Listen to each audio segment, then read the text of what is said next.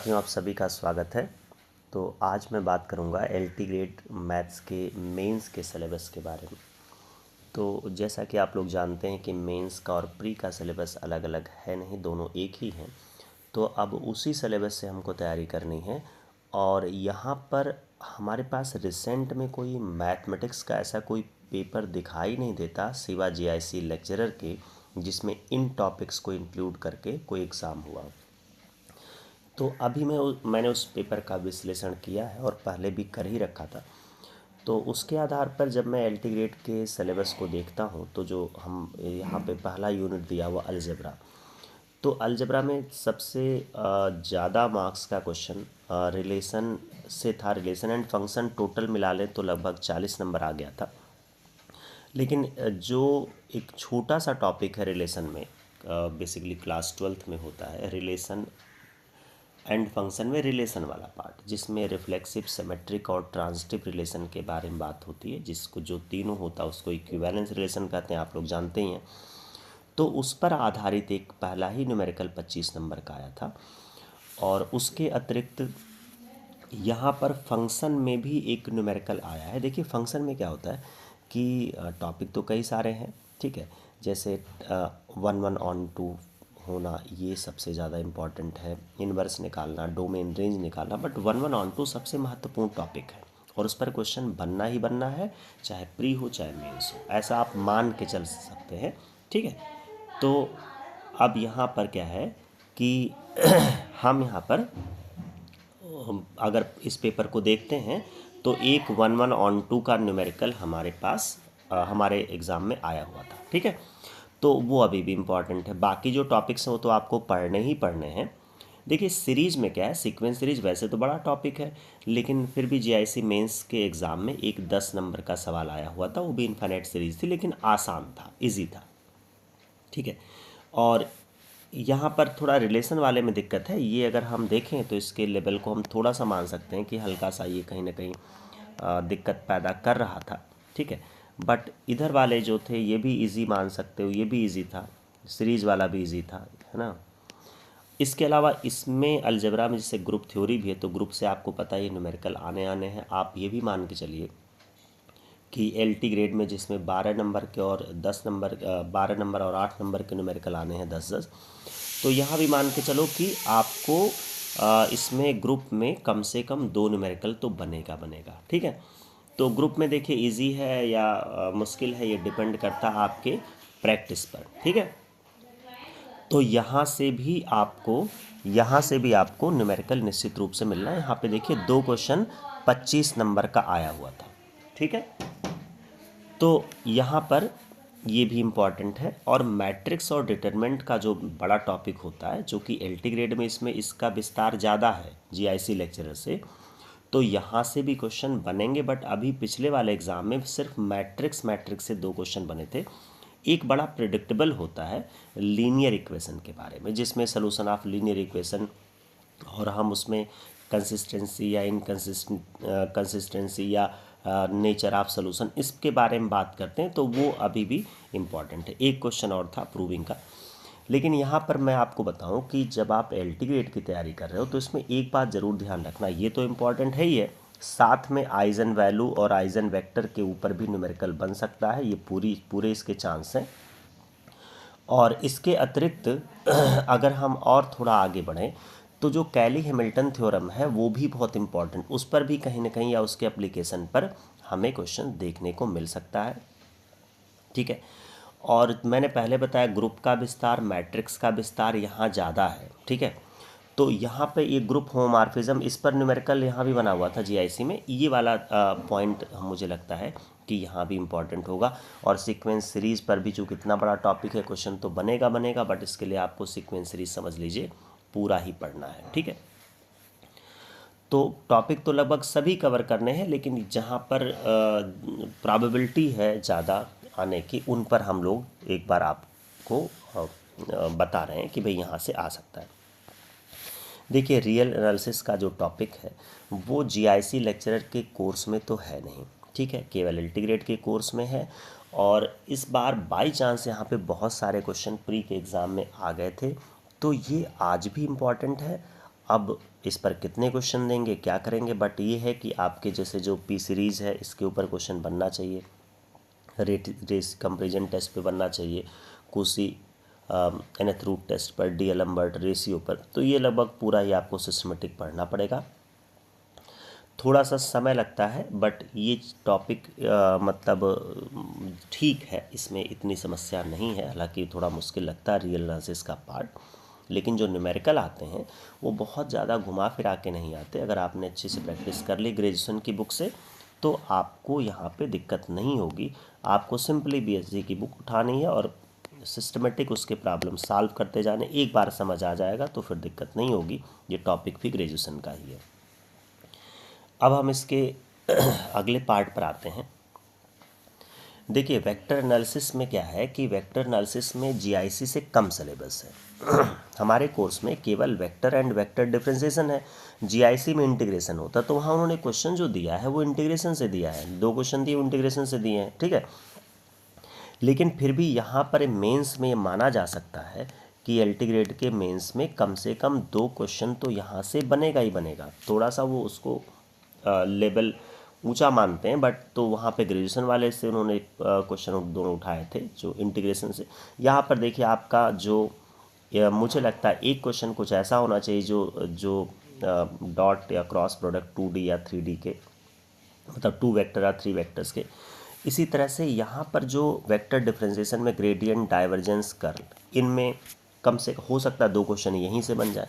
तो ये भी इम्पॉर्टेंट है और थोड़ा सॉलिड भी है। बट इसमें वही अगर है कि अगर आपने ठीक से प्रैक्टिस की, सिलेबस इसका ज़्यादा नहीं है बट वेटेज है, यहाँ से क्वेश्चंस बनेंगे ज़रूर। अब देखिए कॉम्प्लेक्स एनालिसिस का जो पार्ट है अगला,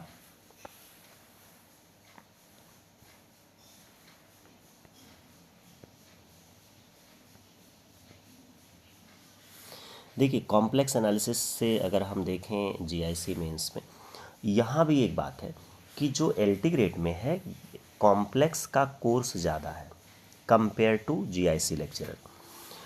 तो एक तो देखिए एक क्वेश्चन जैसे डिमावियर थ्योरम से तो हर जगह माना ही जाता है कि डिमावियर थ्योरम से क्वेश्चन बनेगा ही बनेगा और अभी भी बनेगा। इसके अलावा जो हमारा क्यूब रूट ऑफ यूनिटी है उस पर कहीं ना कहीं क्वेश्चन बनने के चांस एलटी ग्रेड में होते ही होते हैं, ठीक है। और यहाँ पर चूँकि हाइपरबोलिक फंक्शन भी हैं, इन्वर्स भी हैं, ठीक है, और इनकी कॉम्प्लेक्स नंबर की कंटिन्यूटी, डिफरेंशिएबिलिटी और एनालिटिक फंक्शन के ऊपर मुझे लगता है कि क्वेश्चन बनेगा, ठीक है। एनालिटिक फंक्शन के ऊपर क्वेश्चन बनेगा, कोशी-रीमान इक्वेशन से रिलेटेड प्रॉब्लम ज़रूर बननी चाहिए, ये है यहाँ पर, ठीक है।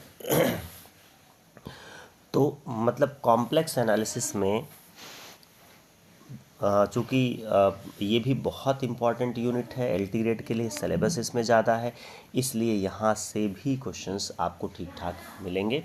जहाँ तक जीआईसी लेक्चरर में है, चूँकि उनको बहुत सारे और chapter, static dynamics, vector space, ये सब कवर करने थे, तो वहाँ पे उन्होंने क्वेश्चन उतने नहीं दिए, लेकिन फिर भी आया तो था ही। देखिए यहाँ पर जो कैलकुलस है, तो कैलकुलस आपको पता है कि कैलकुलस भी बहुत ज़्यादा वेटेज रखता है किसी भी एग्ज़ाम के लिए। तो अभी हमने जीआईसी लेक्चरर के एग्ज़ाम में देखा तो 10 नंबर का लिमिट से था।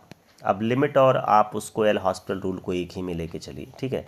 एक सवाल टेंजेंट नॉर्मल से था तो 20 ये हो गया, एक इंक्रीजिंग डिक्रीजिंग से रिलेटेड था, ठीक है, तो ये आपका 35 नंबर इधर हो गया। और एक एरिया बाउंडेड कर्व का 15 नंबर का था तो ये 50 नंबर हो गया। और फिर ये यहाँ से एक था और डिफरेंशियल इक्वेशन का तो करीब 60 नंबर के क्वेश्चन यहाँ से पूछे गए थे। और मुझे लगता है कि एलटी ग्रेड के एग्ज़ाम में 60 नहीं तो लगभग मान के चलिए कि 50 नंबर के तो कैलकुलस से क्वेश्चन बनेंगे, क्योंकि यहाँ भी कैलकुलस का कोर्स लगभग वही है और उससे कम कहीं नहीं है, ठीक है। थोड़ा बहुत एक आध चीज़ें प्लस ही इसमें लिखी हुई हैं। तो इसलिए ये पार्ट हमारा पहले के जैसा ही इम्पॉर्टेंट है, मेन है अलजेब्रा, कैलकुलस, ठीक है।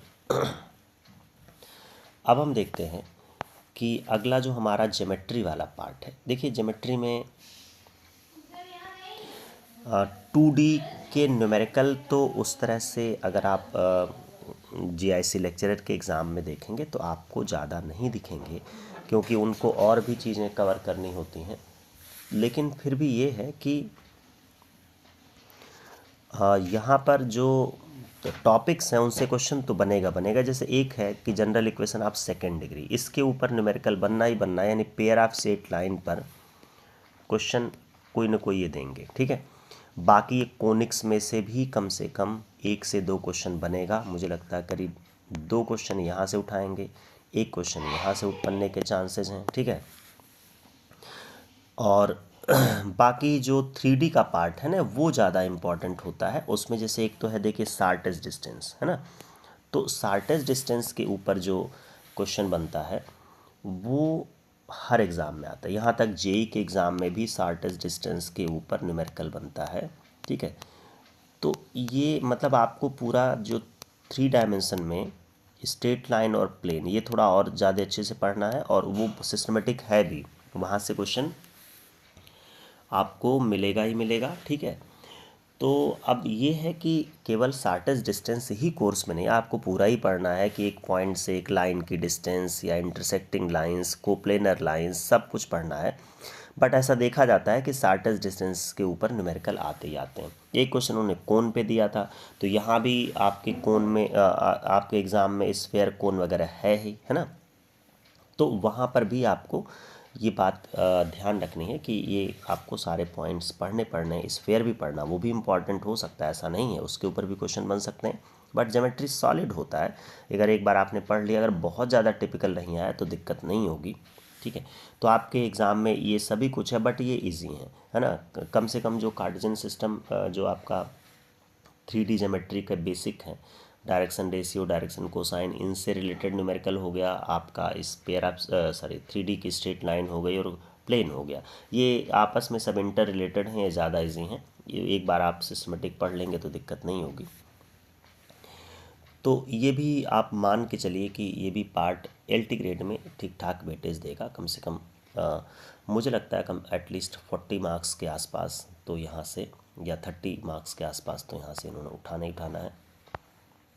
आप देखिए स्टैटिस्टिक्स एंड प्रोबेबिलिटी का बहुत ज़्यादा कुछ कह नहीं सकते, क्योंकि यहाँ पर क्या है, इन्होंने जो 10th के जो टॉपिक यहाँ पे नीचे ऐड किए थे लास्ट में, अब इनका बस समझ लीजिए कि ये बेसिक के तौर पे सबको पता ही होते हैं। अब वो क्या करेंगे पेपर में नहीं, बट फिर भी इतना पता होना चाहिए इसके बारे में, और मुझे लगता पता होगा भी।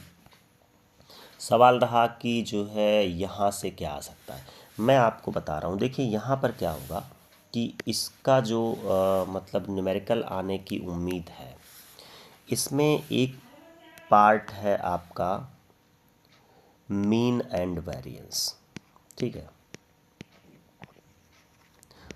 तो मीन और वेरिएंस ये जो पार्ट है, इस पर एक क्वेश्चन हो सकता है, सब्जेक्टिव बनने की यहाँ से उम्मीद होती है, क्योंकि ये वैसे भी थोड़ा सा इसको यहाँ पे 12th लेवल और 11th लेवल से कनेक्ट करने की कोशिश करेंगे, नहीं तो फिर इसमें और जीआईसी लेक्चर में ज़्यादा अंतर रह नहीं जाएगा। तो ये मान के चलिए कि जो मीन और वेरिएंस है, इस पर एक क्वेश्चन बन सकता है। और प्रोबेबिलिटी में चूंकि इन्होंने बहुत ज़्यादा जो है कंटेंट्स दिया नहीं है, एडिशन एंड मल्टीप्लिकेशन थ्योरम तक है, तो इस पर मल्टीप्लिकेशन थ्योरम के ऊपर क्वेश्चन से बेस रूल इसमें है नहीं, प्रोबेबिलिटी डिस्ट्रीब्यूशन है नहीं, ठीक है। तो अब क्या आएगा, अब आपका जो इंडिपेंडेंट इवेंट वाले हैं उस पर क्वेश्चन आया है, उस पर प्री में भी आया था, ठीक है, वो भी बड़ा प्रेडिक्टेबल सवाल होता है। तो इंडिपेंडेंट इवेंट के ऊपर क्वेश्चंस यहाँ प्रोबेबिलिटी में पूछा जाएगा। मतलब अगर आप 12th की किताब से देखेंगे, तो 12th की बुक से देखेंगे, तो अगर आप मान लीजिए 12th की NCERT से देखते हो, तो 12th की NCERT से पहले जो आपके 2 एक्सरसाइज हैं, ठीक है, शुरुआत की 2 एक्सरसाइज, पहले में क्या है, पहले में हमारा कंडीशनल प्रोबेबिलिटी है, दूसरे में इंडिपेंडेंट थ्योरम है, तो वो इम्पॉर्टेंट है यहाँ पर। बाकी इसमें जो लास्ट वाला है वो बेसिकली आप जैसे इसको पढ़ते हैं वैसे पढ़ते रहिए, ठीक है। और मुझे लगता है कि ये कम से कम इसकी आउटलाइन है, कोर्स तो आप सभी लोग पढ़ेंगे, लेकिन जहाँ से क्वेश्चन बनने के हमें चांसेस लग रहे थे वो मैंने आपसे डिस्कस किया, जिससे आपको थोड़ी सी मदद मिल सके। आज के इस लेक्चर में इतना ही। Thank you.